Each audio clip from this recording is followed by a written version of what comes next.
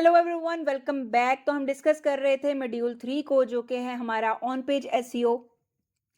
तो हमारी जो आउटलाइन चल रही है वो है जी ऑन पेज ऑप्टिमाइजेशन टेक्निक की। तो पिछले वीडियो के अंदर हमने फर्स्ट टेक्निक को कवर किया था। आज की जो टेक्निक है, this is about rich title tags.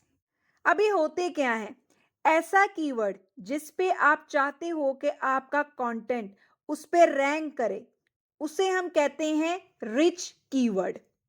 जैसे कि मेरा ये टाइटल है, तो इस स्पेसिफिक वर्ड के ऊपर, सक्लेंट के ऊपर मैं अपना आर्टिकल जो है वो रैंक करवाना चाह रही हूँ। इसकी बेस्ट पोजीशन क्या होगी? अब इस चीज़ को मैंने पिछली वीडियो के अंदर भी आपके साथ डिस्कस किया था कि जो हमारे रिच कीवर्ड्स होते हैं उनको हम राइट करते हैं अपने मेन टाइटल के अंदर। इसमें एक बहुत इंपॉर्टेंट चीज़ आती है कि जब भी आप टाइटल टैग ऑप्टिमाइजेशन करते हो ना, तो ये आपका जो सीटीआर है उसको इम्प्रूव करता है। अब ये कैसे करना होता है? जैसे ये मेरा फोकस कीवर्ड है, तो मैं गूगल पे इसके बिहाफ पे ही जाके देखूंगी कि हमारे जो कंपटीटर हैं वो क्या कर रहे हैं, अपने टाइटल को किस तरीके से लिख रहे हैं, और फिर हम करेंगे कि उनसे बेहतर तरीके से हम लिखें। अब जिसने भी अच्छे से लिखा होगा उसका सीटीआर अच्छा होगा, और अगर टाइटल के थ्रू क्लिक हो रहे हैं तो चांसेस हैं आपका आर्टिकल रैंक करे। रैंकिंग का जो चांसेस हैं वो बढ़ जाते हैं। तो ऑलवेज अपने रिच टाइटल्स को, रिच कीवर्ड्स को जो है वो अपने टाइटल टैग्स के अंदर राइट करें। नेक्स्ट हम बात करते हैं मेटा डिस्क्रिप्शन की। तो हमेशा अपने आर्टिकल की डिस्क्रिप्शन में क्लिक वर्थी मेटा डिस्क्रिप्शन को राइट करो। अब हमें कैसे पता चलेगा कि हमारी जो डिस्क्रिप्शन है वो क्लिक वर्थी है भी है या नहीं है, बेहतर है भी है या नहीं है? तो चलते हैं अपने वर्डप्रेस की तरफ। अब डिस्क्रिप्शन के लिए हमें यूज करना पड़ेगा योस्ट का प्लगइन।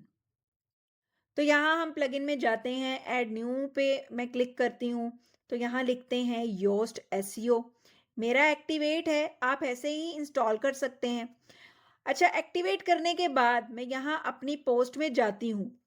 ये प्लगइन जो है वो बहुत हेल्प करेगा हमारी बेसिकली ये देखने में कि हमारा जो पेज है, जो हमारा आर्टिकल है, वो कितना बेस्ट है। तो हम इसका यूज़ करना सीखेंगे। सो करंटली हमारी जो पोस्ट है वो इस तरीके से दिखेगी। अब ये हमारा टाइटल है, ये स्लग है, इसको भी हम डिस्कस करते हैं। अच्छा, ये जो डिस्क्रिप्शन है, एक चीज का ध्यान रखना है। ऑन पेज करते हुए ये जो ग्रीन लाइन आपको दिख रही है, आपको इसके अंदर ही रहना है। इससे ये शो होता है कि आप का जो भी आप कर रहे हैं वो बहुत अच्छा है। अब फॉर एग्जाम्पल आप इससे एक्सीड करते हो, तो अगर ये रेड हो जाता है तो चांसेस ये होते हैं गूगल इसको कंसिडर नहीं करता और इसका कोई बेनिफिट नहीं है।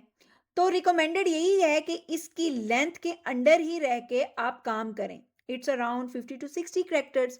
अब स्लग जो है, आप इसमें कीवर्ड रिच डाल सकते हो, बट स्लग को हमेशा छोटे से छोटा रखना है।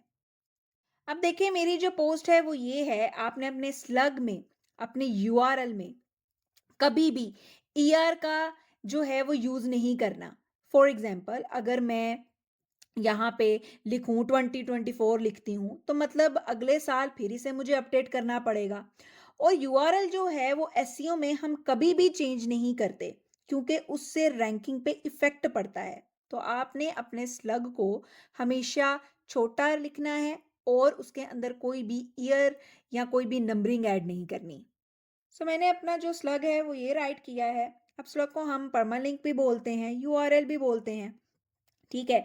अब डिस्क्रिप्शन हमने जो जो राइट की है, डिस्क्रिप्शन आपने जब भी ऐसे लिखनी है तो इस तरीके से लिखनी है कि उसमें क्लियर हो कि भाई ये जो पोस्ट है एग्जैक्टली किस बारे में है। तो ये मैंने राइट की है। आपने अपना डिस्क्रिप्शन जो लिखना है वो इतने बेस्ट तरीके से लिखना है कि यूजर वहीं से थोड़ा सा पढ़े और आपके आर्टिकल को ओपन कर ले। क्योंकि क्या होता है कि जैसे यहाँ पे आप देखो, तो कंपल्सरी नहीं होता कि आपने डिस्क्रिप्शन जो लिखी है गूगल उसको कंसिडर करे। लेकिन अगर आपने बहुत अच्छा जो है वो डिस्क्रिप्शन राइट किया हुआ है, उस पे आपका सीटीआर इम्प्रूव हो रहा है, तो यानी लोग सीटीआर मतलब कि यानी कि लोग जो हैं वो क्लिक कर रहे हैं, लोग इंटरेस्टेड हैं, तो गूगल फिर देखेगा। ये बहुत इंपॉर्टेंट चीज़ है ऑन पेज ऑप्टिमाइज़ेशन के अंदर कि आप डिस्क्रिप्शन जो बना रहे हो, वो यूज़र एंगेजिंग हो। और एक चीज़ का बहुत आपने ध्यान रखना है कि जो आपका फ़ोकस कीवर्ड है, वो बहुत नेचुरली तरीके से आए डिस्क्रिप्शन के अंदर। सो इन चीज़ों को माइंड में रखते हुए आप अपना डिस्क्रिप्शन जो है, वो अच्छे से कर सकते हो।